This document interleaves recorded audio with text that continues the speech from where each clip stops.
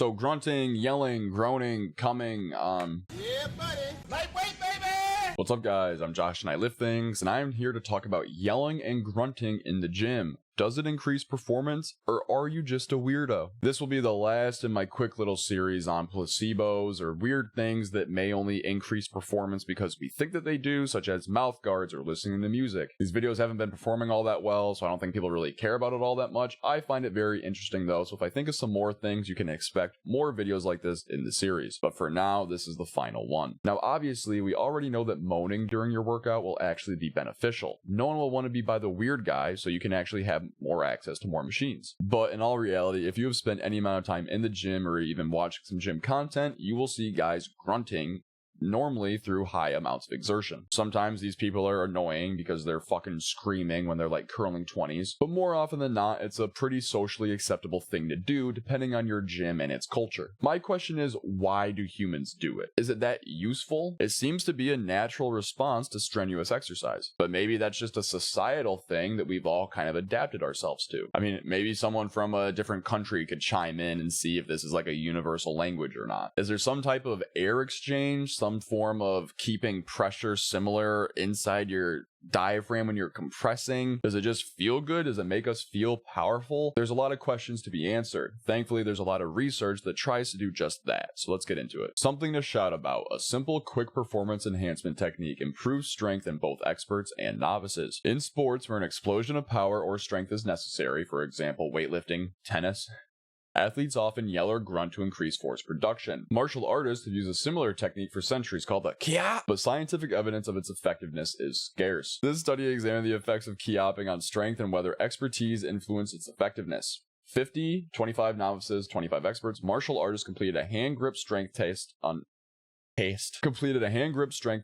no kiap and kiap conditions. Performance for all participants was significantly better with the kiap than without. Interesting. Kiap. Shout. Letting it all out. Effects of grunting on power performance. The results for the medicine ball chest pass and standing broad jump demonstrated that the means for the grunting condition were significantly greater than the means for the non-grunting condition. Grunting was found to affect distance performance by improving the distance thrown or jumped when completing a medicine ball chest pass or standing broad jump. The annoying tennis grunters are not wrong. Speaking of tennis, the effects of grunting on serve and forehand velocities in collegiate tennis players. The findings of the current investigation demonstrate that tennis ball velocities increased 4.89% and 4.91% during grunting, forehands, and serves, respectively. Isometric forces increased 19 and 26% during forehands and serves, respectively, when the subjects grunted. In similar studies, other people found small increases of 2 and 5% in powerlifters and controls with grunting. Seminal work performed by Akai and Steinhaus revealed a 12% increase in forearm flexion force when shouting was the independent variable. Welch and Shampel found a 7% increase in hand grip force when performing a kiap or yell, as is typical during martial arts. Clearly, vocalization increases force production in static and dynamic muscle contractions, including specific tennis strokes or serve and forehand. Here they say electromyographic findings in the current investigation supported our hypothesis that velocity and force production would be greater with grunting. The pectoralis major is a primary accelerator, having its greatest activity during the serve and forehand versus the backhand stroke, and the pectoralis major muscle activity was significantly greater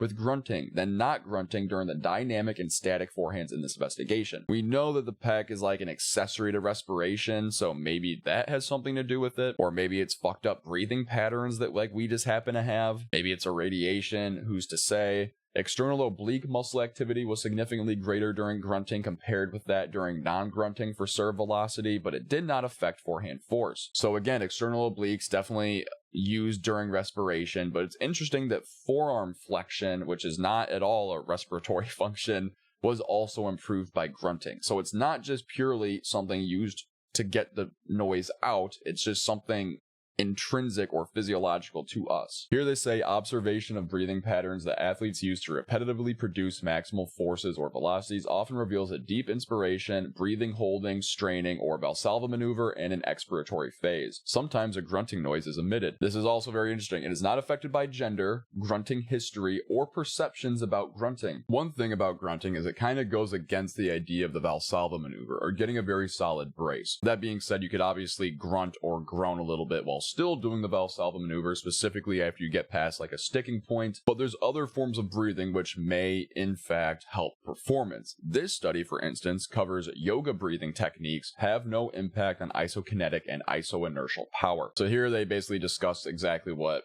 yoga is, the breathing practices or pranayama, and then the posturing or the asanas. They had them do 3 different forms of yoga breathing: Ujjayi, Bhastriki, and Kapalabhati.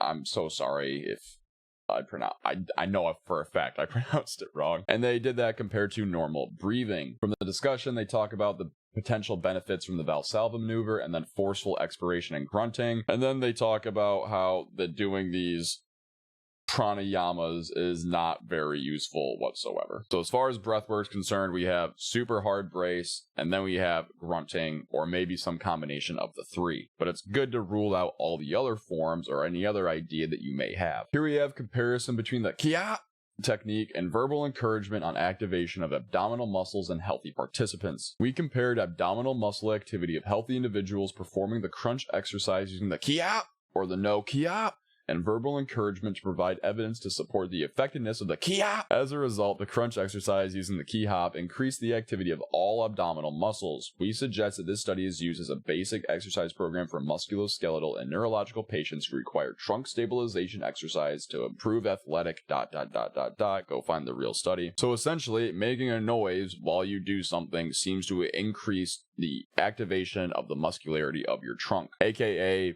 tighter core. I'm just throwing this one in here because it's like really cool and like you don't think about stuff like this. It doesn't really pertain to us whatsoever. But exercise science and singing voice. It basically is talking about like exercise physiology, but for like opera singers and shit.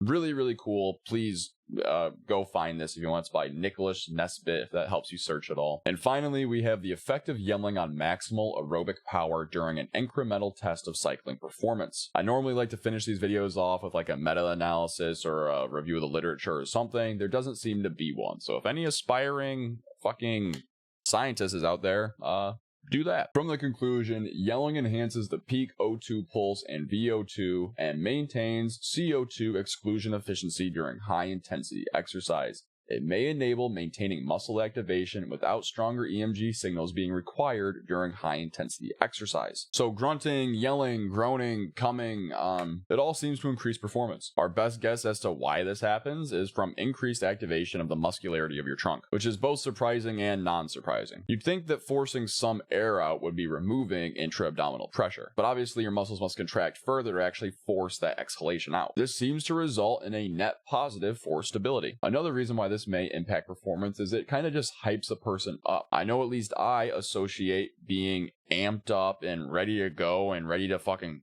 fight for my life in the gym, even though it's like a cringe take, when I'm yelling. Maybe that's a cultural thing. Who's to say? But maybe getting some excitement from doing that is enough to put some pounds on the bar. So do your grunts, do your yells, just don't be obnoxious. And if you're bothering other people in the gym, apologize, attempt to tone it down, or maybe look for another gym which more closely matches your values. Also, I don't think that you should replace the Valsalva maneuver, and you should go watch my video on how to brace properly if you don't know what I'm talking about, with just yelling and grunting. If anything, yell and grunt before the movement, and then do it after the sticking point on that movement. So if you were doing a squat, yell and grunt, get excited, get the bar on your back, brace, Valsalva maneuver, do the squat, stand back up, and when you pass that like 45-degree mark on the way back up, that sticking point, at that point, you can forcefully exhale some air. I mean, you're going to need to get another big brace in for the next rep anyways. And guys, that is the video. If you like this style of content, like the video if you like it, comment if I'm an idiot. I respond to every single one of them, and it really helps out the channel. And then subscribe to see the next video. I post a new one every single Monday, Wednesday, and Friday, and then share if you want your buddy to see it. I almost got through that without stuttering. If you really like this style of content, you can follow all of these socials down below. They will be linked in the description. And as always, thank you so much for watching, and have a great day.